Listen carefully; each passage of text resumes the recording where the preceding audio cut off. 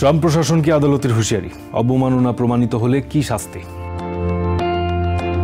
ভেনেজুয়েলার অভিযুক্ত গ্যাং সদস্যদের নির্বাসন বন্ধের আদেশ অমান্য করায় ট্রাম্প প্রশাসনকে আদালত অবমাননার অভিযোগে অভিযুক্ত করা হতে পারে বলে জানিয়েছেন ফেডারেল বিচারক জেমস বোসবার্গ।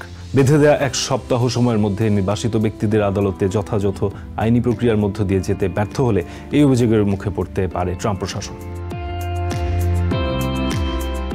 আদালত অবমাননার অভিযোগে দোষী সাব্যস্ত হওয়ার অর্থ কি? আদালত অবমাননা বলতে আদালতকে ইচ্ছাকৃত বা অনিচ্ছাকৃত উপেক্ষা করা বোঝায়। যখন কেউ আদালতের আদেশ মেনে চলতে ব্যর্থ হয় বা আদালতের কার্যক্রম ব্যাহত করে তখন দেওয়ানি অপরাধে দোষী সাব্যস্ত হয়। তবে কেউ ইচ্ছাকৃতভাবে বা ইচ্ছাকৃতভাবে আদালতের আদেশ অমান্য করে থাকলে তা ফৌজদারি অবমাননার শামিল হয়।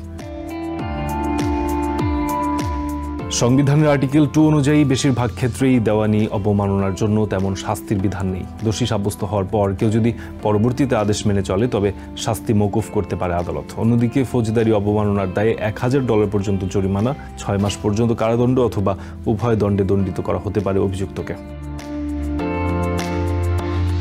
প্রেসিডেন্ট আদালতের আদেশ মানতে অস্বীকৃতি জানালে কি হবে? আদালতের আদেশ লঙ্ঘনের জন্য প্রেসিডেন্টকে অভিশংসন করতে পারে কংগ্রেস, কিন্তু তাকে পদ থেকে অপসারণ করতে হলেও হাউস ও সেনেটে সংখ্যাগরিষ্ঠ আইন প্রণেতার ভোটের প্রয়োজন হবে। কিভাবে দায় এড়াবে হোয়াইট হাউস? বিতাড়িতদের দেশে ফিরিয়ে আনা হয়েছে কিনা জানতে বিমানের যাতায়াতের তালিকা প্রকাশ করতে বলেছিলেন বিচারক বোসবার্গ। তবে আদালতের এই আদেশ এড়াতে রাষ্ট্রীয় গোপনীয়তার বাহানা দেয় ট্রাম্প প্রশাসন। এছাড়াও আদালতের অস্থায়ী নিষেধাজ্ঞা সত্ত্বেও আটককৃতদের দ্রুত এল সালভাদরে পাঠিয়ে দেয় প্রশাসন। নির্বাসন প্রক্রিয়াকে আদালতে মোকাবেলা করারও কোনো সুযোগ দেয়া হয়নি বন্দীদের। তবে নির্দিষ্ট সময়সীমার মধ্যে নির্বাসিত ব্যক্তিদের আদালতে তাদের নির্বাসন চ্যালেঞ্জ করার অনুমতি দিয়ে ফৌজদারি অবমাননার অভিযোগ এড়াতে পারেন প্রশাসনের কর্মকর্তারা। অন্যদিকে ফৌজদারি অবমাননার দায়ে দোষী সাব্যস্ত কর্মকর্তাদের ক্ষমাও করতে পারেন প্রেসিডেন্ট। এছাড়া আদালতের রায়ের বিরুদ্ধে আপিল করতে পারে সরকার। আপিলের সেই প্রক্রিয়াটি যেতে পারে সুপ্রিম কোর্ট পর্যন্ত। ট্রাম্প প্রশাসন কি আগে কখনো আদালতের আদেশ লঙ্ঘন করেছে? প্রথম মেয়াদে হোয়াইট হাউসে এসেই আদালতের আদেশ লঙ্ঘন করেন প্রেসিডেন্ট ট্রাম্প। 2017 সালে একাধিক মুসলিম প্রধান দেশের নাগরিকদের আমেরিকায় প্রবেশ নিষিদ্ধ করে একটি নির্বাহী আদেশে স্বাক্ষর করেন তিনি। একাধিক ফেডারেল বিচারক এটিকে অসাংবিধানিক বলে এই নিষেধাজ্ঞা স্থগিত করার আদেশ জারি করেন।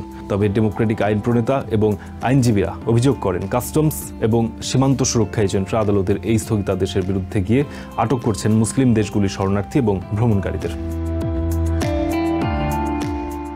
এর আগে কি সুপ্রিম কোর্টের রায় উপেক্ষা করেছেন অন্য প্রেসিডেন্টরা? বিচারকদের সাথে ট্রাম্পের দ্বন্দ্ব সুপরিচিত হলেও সত্যি বলতে আদালত অবমাননার ঘটনা এটি প্রথম নয়। 1832 সালে চেরোকি সম্প্রদায়কে তাদের জন্মভূমিতে রাখার অধিকার রক্ষায় সুপ্রিম কোর্টের দেয়া আদেশটি উপেক্ষা করতে জর্জিয়া গভর্নরকে অনুমতি দেন প্রেসিডেন্ট অ্যান্ড্রু জ্যাকসন। 1861 সালের গৃহযুদ্ধের শুরুতে কনফেডারেটর কয়েকজন সমর্থনকারীকে কারাদণ্ড দেওয়ার জন্য হেবিয়াস কর্পাস রিট স্থগিত করেছিলেন সাবেক প্রেসিডেন্ট আব্রাহাম লিঙ্কন।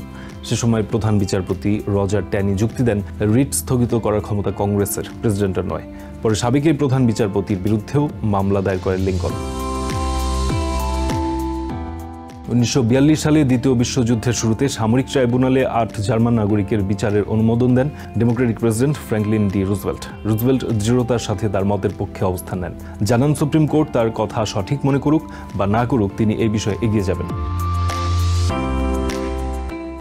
1974 সালে ওয়াটারগেট কেলেঙ্কারির প্রেক্ষাপটে সাবেক প্রেসিডেন্ট রিচার্ড নিক্সন দাবি করেছিলেন নির্বাহী বিশেষাধিকার ব্যবহার করে তদন্তকারীদের কাছ থেকে সংবেদনশীল তথ্য গোপন রাখতে পারবেন তিনি। যদিও এতে নিক্সনের সাথে একমত হয়নি সুপ্রিম কোর্ট। রায়ের 2 সপ্তাহ পরে পদত্যাগ করেন নিক্সন। 2001 থেকে 2009 সাল পর্যন্ত 9/11-এর পরবর্তী জাতীয় নিরাপত্তা কৌশলদের সাথে গুয়ান্তানামো বে কারাগারে বন্দীদের চিকিৎসার বিষয়ে সুপ্রিম কোর্টের রায়ের সাথেও সংঘর্ষে লিপ্ত হন Republican president George W Bush. সুতরাং আইন বিভাগের সাথে নির্বাহী বিভাগের দ্বন্দ্ব চিরায়ত। তবে শেষ পর্যন্ত ট্রাম্প প্রশাসন নিজেদের কতটুকু সামলে নেয় এটি এখন দেখার বাকি।